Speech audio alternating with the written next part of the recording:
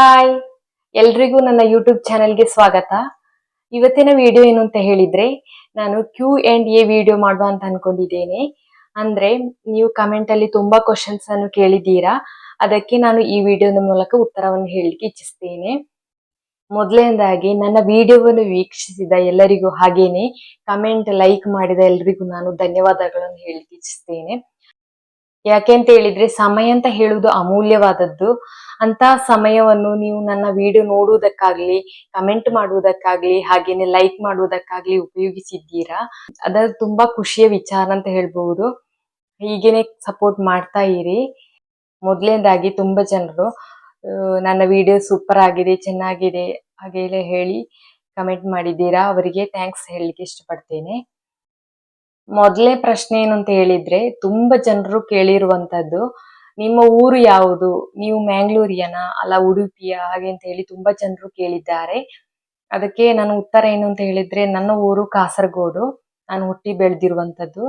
ಆಮೇಲೆ ನನ್ನ ಹಸ್ಬೆಂಡ್ ಮನೆ ಅಂತ ಹೇಳುವುದು ದಕ್ಷಿಣ ಕನ್ನಡ ಜಿಲ್ಲೆಯ ಸಂಪಾಜಿ ಅಂತ ಹೇಳುವ ಪ್ಲೇಸ್ ಅಲ್ಲಿ. ಇನ್ನು ನೆಕ್ಸ್ಟ್ ಕ್ವಶನ್ ಅಂತ ಹೇಳಿದ್ರೆ, ಪಲ್ಲವಿ ಪಾಟೀಲ್ ಅವರು ಕೇಳಿದ್ದಾರೆ, ಅಕ್ಕ ಜಪಾನ್ ಊಟ ಹೇಗಿರುತ್ತೆ ಅಂತ. ಅದಕ್ಕೆ ಹೇಳ್ಬೇಕಾದ್ರೆ, ಫಸ್ಟ್ ಆಫ್ ಆಲ್ ನನ್ನ ವಿಷಯ ಹೇಳ್ತಾ ಇದ್ದೇನೆ. ನನ್ಗೆ ಜಪಾನ್ ಊಟ ಇಷ್ಟ ಆಗ್ಲಿಲ್ಲ. ಅದು ನಮ್ಮ ಊರಿನ ಫುಡ್ ಅನ್ನು ತಿಂದ ಅಭ್ಯಾಸ ಆಗಿರ್ಬಹುದು. ಇದು ಪರ್ಸನಲ್ ಆಗಿ ನನ್ನ ವಿಷಯ ಹೇಳ್ಬೇಕಂದ್ರೆ ನಂಗೆ ಇಷ್ಟ ಆಗ್ಲಿಲ್ಲ. ಯಾಕೆಂತ ಹೇಳಿದ್ರೆ, ಜಪಾನ್ ಅಲ್ಲಿ ಇವರು ಯೂಸ್ ಮಾಡುವಂತದ್ದು ಸ್ಟಿಕ್ಕಿ ರೈಸ್, ಅಂದ್ರೆ ಅಂಟಾಗಿರುವಂತಹ ರೈಸ್ ಅನ್ನು ಅನ್ನವಾಗಿ ಬಳಸ್ತಾ ಇದ್ದಾರೆ. ಆಮೇಲೆ ಸ್ಟಿಕ್ಕಿ ರೈಸ್ ಮತ್ತು ಯಾವುದಾದ್ರೂ ಸೊಪ್ಪಿನ ಪಲ್ಯ ಇರ್ತದೆ. ಅಂದ್ರೆ ನಮ್ಮ ಹಾಗೆ ಪಲ್ಯ ಮಾಡುವುದು ಅಂತ ಹೇಳಿದ್ರೆ ತೆಂಗಿನಕಾಯಿ ಅದೆಲ್ಲ ಏನು ಯೂಸ್ ಮಾಡುವುದಿಲ್ಲ, ಬರೀ ಸೊಪ್ಪನ್ನ ಹಾಗೆ ಬೇಯಿಸಿಟ್ಟಿರ್ತಾರೆ ಅಷ್ಟೇ. ಆಮೇಲೆ ಒಂದು ಸೂಪ್ ಇರ್ತದೆ, ಮೀಸೋ ಸೂಪ್ ಅಂತ ಹೇಳಿ ಸೂಪ್ ಇರ್ತದೆ. ಆಮೇಲೆ ಹೆಚ್ಚಾಗಿ ಇವರು ಯೂಸ್ ಮಾಡುವುದು ಅಂತ ಹೇಳಿದ್ರೆ ನ್ಯೂಡಲ್ಸ್ ಅಂತ ಹೇಳಿದ್ರೆ ರಾಮೆನ್ ಅಂತ ಹೇಳ್ತಾರೆ, ಫೇಮಸ್ ರಾಮೆನ್ ಅಂತ ಹೇಳಿದ್ರೆ. ನಾನು ಅದನ್ನು ಟೇಸ್ಟ್ ಮಾಡಿದ್ದೆ, ನಂಗೆ ಅಷ್ಟು ಇಷ್ಟ ಆಗ್ಲಿಲ್ಲ. ಅಂದ್ರೆ ಜಾಸ್ತಿ ಜನ ಯೂಸ್ ಮಾಡುದು ಅಂತ ಹೇಳಿದ್ರೆ ರಾಮೇನೆ. ಮತ್ತೆ ರೈಸ್ ಅಂತ ಹೇಳಿದ್ರೆ ಅದು ಸ್ಟಿಕ್ಕಿ ರೈಸ್ ಆಗಿರ್ತದೆ. ಆಮೇಲೆ ತೋಫು, ನಮ್ಮಲ್ಲಿ ಪನೀರ್ ಇಲ್ವಾ, ಹಾಗೇನೆ ಇಲ್ಲಿ ತೋಫು ಅಂತ ಹೇಳಿ ಸಿಗ್ತದೆ, ಅದು ಕೂಡ ತಿಂತಾರೆ. ಮತ್ತೆ ಅಂತ ಹೇಳಿದ್ರೆ ಇವರು ನಾನ್ ವೆಜ್ ಅಂತ ಹೇಳಿದ್ರೆ ಚಿಕನ್ ಆಗ್ಲಿ ಇವರು ಜಸ್ಟ್ ಬೇಯಿಸಿ ಹಾಗೆ ಫ್ರೈ ಮಾಡಿ ಹೀಗೆ ತಿನ್ನುವುದು. ಅಂದ್ರೆ ಉಪ್ಪು ಖಾರ ಅದೇನು ಹಾಕಿರುವುದಿಲ್ಲ.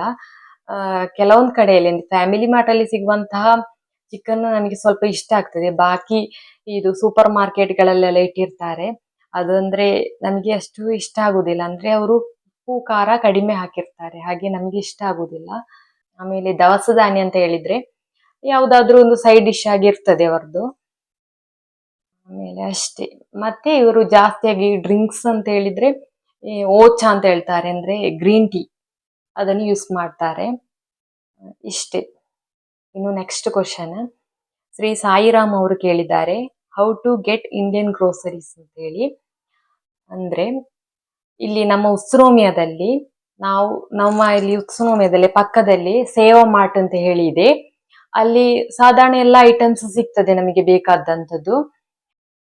ಆಮೇಲೆ ಜಾಸ್ತಿ ಬೇಕು ಅಂತ ಹೇಳಿದ್ರೆ ಆನ್ಲೈನ್ ಶಾಪಿಂಗ್ ಮಾಡಬಹುದು. ಇಂಡೋ ಬಜಾರ್ ಅಂಬಿಕಾ ಅಂತ ಹೇಳಿದೆ, ಅಲ್ಲಿಂದ ನಾವು ಪರ್ಚೇಸ್ ಮಾಡ್ಕೊಳ್ಬಹುದು. ಅಂದ್ರೆ ಎಲ್ಲಾ ನಮ್ಮ ಭಾರತದಲ್ಲಿ ಸಿಗುವ ವಸ್ತುಗಳಿದೆ ಅಂತ ಹೇಳಿದ್ರೆ ಇಲ್ಲ. ಆಮೇಲೆ ನೆಕ್ಸ್ಟ್ ಕ್ವಶನ್, ಸುಲ್ಫಿ ಅಲಿ ಅವರು ಕೇಳಿದ್ದಾರೆ, ಜಪಾನ್ ಸ್ಕೂಲಿಂಗ್ಸ್, ಎಂಟರ್ಟೈನ್ಮೆಂಟ್, ಆಮೇಲೆ ಹಾಸ್ಪಿಟಲ್ ಫೆಸಿಲಿಟಿ ಬಗ್ಗೆ ಹೇಳಿ ಅಂತ. ಮೊದಲನೇದಾಗಿ ಸ್ಕೂಲಿಂಗ್ಸ್ ಬಗ್ಗೆ ಹೇಳ್ಬೇಕಾದ್ರೆ, ಜಪಾನ್ ನಲ್ಲಿ ಪಬ್ಲಿಕ್ ಸ್ಕೂಲ್ ಅಲ್ಲಿ ಎಲ್ರಿಗೂ ಫ್ರೀ ಆಗಿ ಎಜುಕೇಶನ್ ಕೊಡ್ತಾರೆ. ಆಮೇಲೆ ಮಧ್ಯಾಹ್ನದ ಊಟ ಅಂತ ಹೇಳುದು ಅದು ಫ್ರೀ ಆಗಿದೆ. ಆಮೇಲೆ ಮತ್ತೊಂದು ವಿಷಯ ಏನು ಅಂತ ಹೇಳಿದ್ರೆ, ನಾವು ಶಾಲೆಗಳನ್ನು ಆಯ್ಕೆ ಮಾಡ್ಬೇಕಾದ್ರೆ, ಅಂದ್ರೆ ಪಬ್ಲಿಕ್ ಸ್ಕೂಲ್ ಆಯ್ಕೆ ಮಾಡ್ಬೇಕಾದ್ರೆ ನಾವು ಎಲ್ಲಿ ವಾಸಿಸ್ತಾ ಇದ್ದೇವೆ ಅದರ ಪಕ್ಕದಲ್ಲಿರುವಂತಹ ಶಾಲೆಯನ್ನೇ ಆಯ್ಕೆ ಮಾಡ್ಬೇಕಾಗಿ ಬರ್ತದೆ. ಅಂದ್ರೆ ನಮ್ಗೆ ಇಷ್ಟ ಇರುವ ಸ್ಕೂಲ್ ಎಲ್ಲ ದೂರ ಇದ್ರೆ ಅಲ್ಲಿಗೆ ಹೋಗುವಂತಹ ಇದಿಲ್ಲ. ಅಂದ್ರೆ ನಾವು ಎಲ್ಲಿ ಇರ್ತೇವೆ ಅದರ ಪಕ್ಕದಲ್ಲಿರೋ ಸ್ಕೂಲನ್ನೇ ಆಯ್ಕೆ ಮಾಡ್ಬೇಕಾಗಿ ಬರ್ತದೆ. ಮತ್ತೆ ಎಜುಕೇಶನ್ ಸಿಸ್ಟಮ್ ಅಂತ ಹೇಳಿದ್ರೆ, ಇವರು ಪ್ರೈಮರಿ ಸ್ಕೂಲಲ್ಲೆಲ್ಲ ಕಲಿಸುವುದು ಏನು ಅಂತ ಹೇಳಿದ್ರೆ ನಮ್ಮ ದೈನಂದಿನ ಚಟುವಟಿಕೆಗಳಿಗೆ ಸಂಬಂಧಿಸಿರುವಂತದ್ದು. ಅಂದ್ರೆ ಹೇಗೆ ಕ್ಲೀನ್ ಮಾಡಬಹುದು, ಮತ್ತೆ ನಮ್ಮ ಪರಿಸರ, ಮತ್ತೆ ಶಾಲೆ ಮನೆಯೊಳಗೆ, ಮತ್ತೆ ವಾಶ್ರೂಮ್ ಅನ್ನು ಹೇಗೆ ಕ್ಲೀನ್ ಮಾಡುವುದು, ಆ ರೀತಿಯಂತಹ ಎಜುಕೇಶನ್ ಅನ್ನು ಇವರು ಪ್ರೊವೈಡ್ ಮಾಡುವಂತದ್ದು. ನಮ್ಮ ದೈನಂದಿನ ಜೀವನಕ್ಕೆ ಬೇಕಾಗಿರುವಂತದ್ದು, ಆಮೇಲೆ ಸಿಲೆಬಸ್ಗೆ ಸಂಬಂಧಿಸಿರುವಂತದ್ದೆಲ್ಲ ಆಮೇಲೆ ನೆಕ್ಸ್ಟ್ ಸ್ಟೇಜ್ ಅಲ್ಲಿ ಅವರು ಕಲಿಯುವಂತದ್ದು.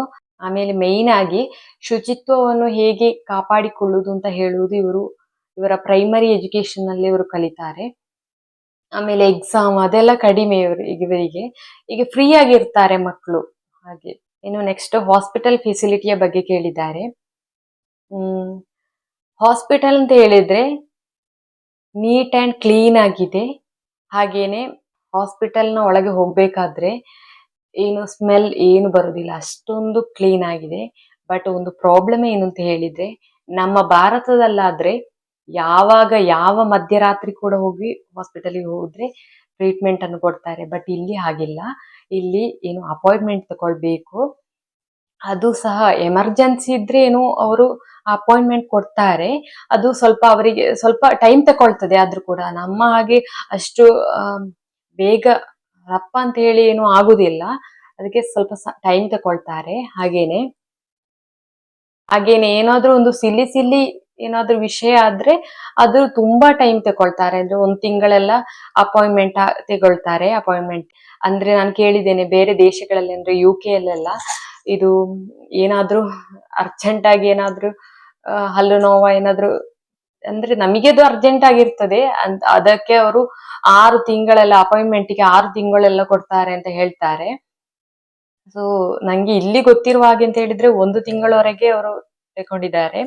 ಆಮೇಲೆ ಮತ್ತೆ ಜ್ವರ ಆ ರೀತಿ ಏನಾದ್ರೂ ಬಂದ್ರೆ ಇಲ್ಲಿ ಪಬ್ಲಿಕ್ ಹಾಸ್ಪಿಟಲ್ ಅಲ್ಲಿ ಏನು ಕೊಡುವುದಿಲ್ಲ, ಮದ್ದು ಮಾಡುವುದಿಲ್ಲ.